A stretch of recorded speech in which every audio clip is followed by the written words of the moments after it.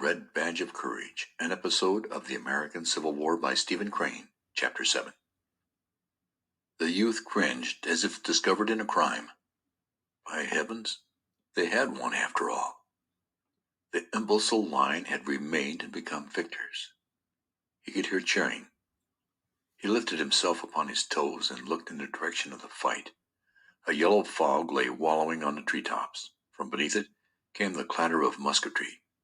Hoarse cries told of an advance. He turned away, amazed and angry. He felt that he had been wronged.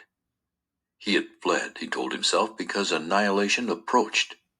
He had done a good part in saving himself, who was a little piece of the army. He had considered the time, he said, to be one in which it was the duty of every little piece to rescue itself if possible.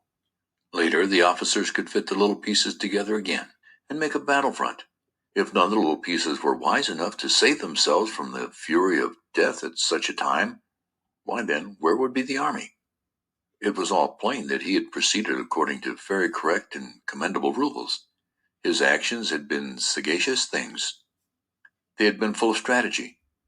They were the work of a master's legs. Thoughts of his comrades came to him.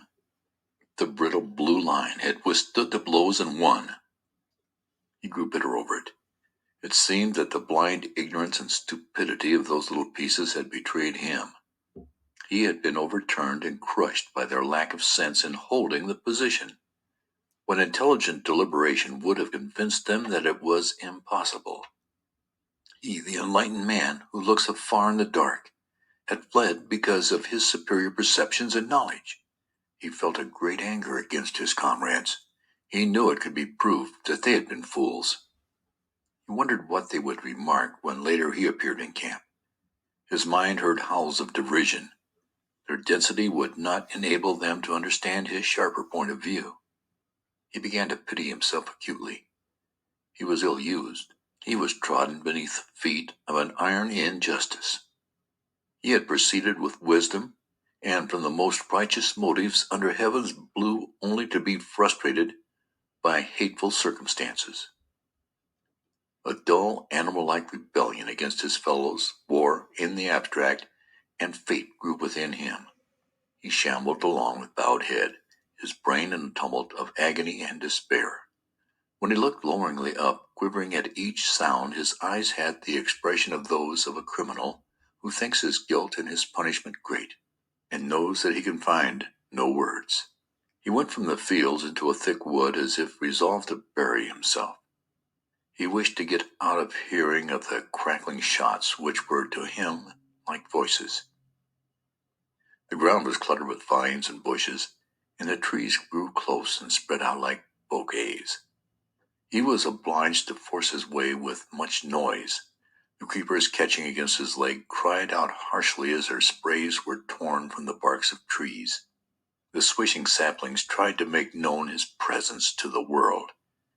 He could not conciliate the forest. As he made his way, it was always calling out protestations. When he separated, embraces of trees and vines and disturbed foliages waved their arms and turned their face leaves toward him. He dreaded lest these noisy motions and cries should bring men to look at him. So he went far, seeking dark and intricate places. After a time, the sound of musketry grew faint, and the cannon boomed in the distance. The sun, suddenly apparent, blazed among the trees.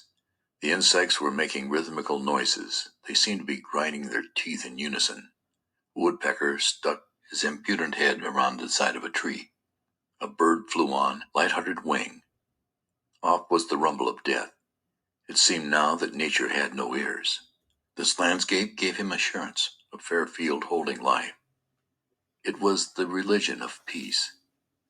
It would die if its timid eyes were compelled to see blood. He conceived nature to be a woman with a deep aversion to tragedy. He threw a pine cone at a jovial squirrel, and he ran with chattering fear. High in a treetop he stopped, and poking his head cautiously from behind a branch, looked down with an air of trepidation.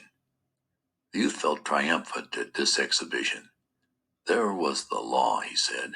Nature had given him a sign. The squirrel, immediately upon recognizing danger, had taken to his legs without ado. He did not stand stolidly, baring his furry belly to the missile and dive with an upward glance at sympathetic heavens. On the contrary, he had fled as fast as his legs could carry him, and he was but an ordinary squirrel, too, doubtless no philosopher of his race. The youth wended, feeling that nature was of his mind. She reinforced his argument with proofs that lived where the sun shone. Once he found himself almost into a swamp. He was obliged to walk upon log tufts and watch his feet to keep from the oily mire.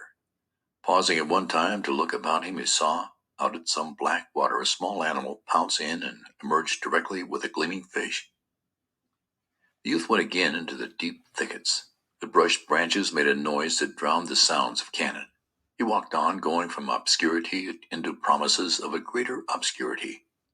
At length he reached a place where the high arching boughs made a chapel. He slowly pushed the green doors aside and entered. Pine needles were a gentle brown carpet.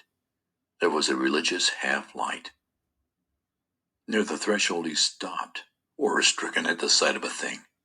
He was being looked at by a dead man, who was seated with his back against a column-like tree. The corpse was dressed in a uniform that once had been blue, but it was now faded to a melancholy shade of green. The eyes staring at the youth had changed to a dull hue to be seen on the side of a dead fish.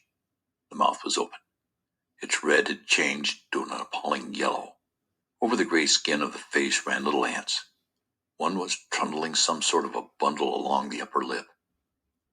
The youth gave a shriek as he confronted the thing.